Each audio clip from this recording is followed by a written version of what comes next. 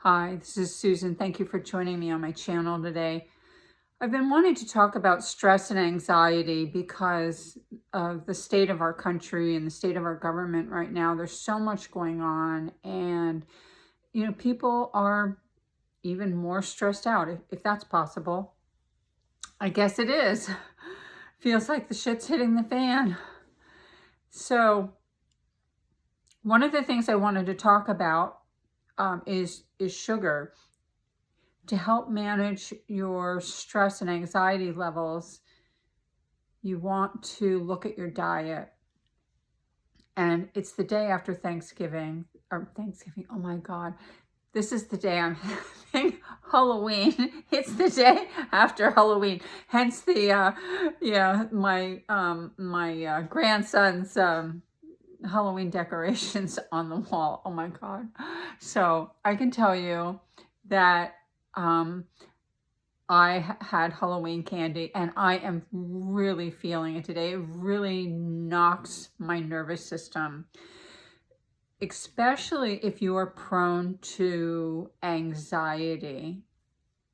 You want to be really diligent about the amount of sugar and white flour that you consume, because it's just gonna, it's like tying knots in your nervous system. And I can really feel it today. It's just like, I just feel extra on edge, less tolerant, quicker to feel angry. That is the effect of sugar.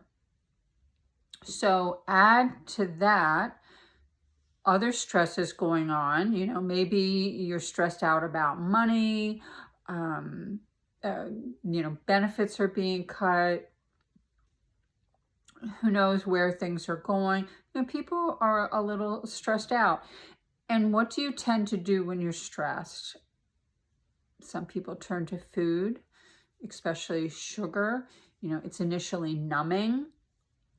And just like alcohol, it's tied into that alcohol loop. Alcohol has a lot of sugar in it, and sugar is highly addictive.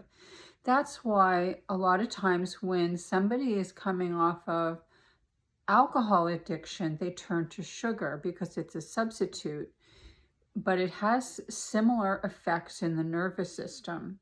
So I wanted to point that out. I know back in the day, eons ago, there was a good book that I had read. I'm going to assume it's still in print. I didn't look it up. Maybe I will, and I'll put the link down below, called Potatoes Not Prozac. It's a really odd title for it, I think. But if you read the book, you'll understand the connection. But they really explained the chemistry, what happens in the body when we consume sugar, and the brain and all that. I'm not a chemist. But they explained it so simply. I really had that aha moment. I grew up in a family of alcoholism. And so it made a lot of sense to me. I was never drawn to alcohol so much. Not that I never drank, but I was very leery of it. I was the last born. Saw the effects of it, and so part of my defense was to, oh, I'm not going there at all. But it opened my eyes to realize I had addictions, because I wondered, how is it I got through without any addiction issues? Well, I didn't. Sugar was one of my addictions. And I really noticed it one day when I was chugging, this sounds terrible, but it was the truth. I was chugging a Starbucks Frappuccino, the ones that come in the bottle. Oh, really yummy.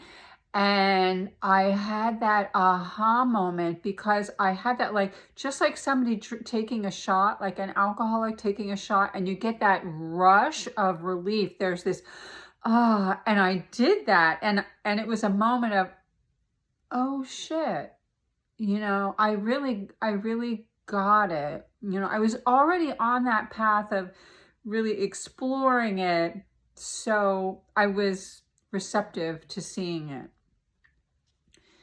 it. So, if you're having trouble with stress and anxiety right now, and depression also, really look at doing a detox. There's some really good books out there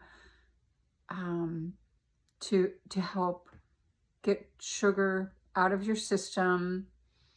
So I hope this helps. Food for thought, and I'll talk to you soon.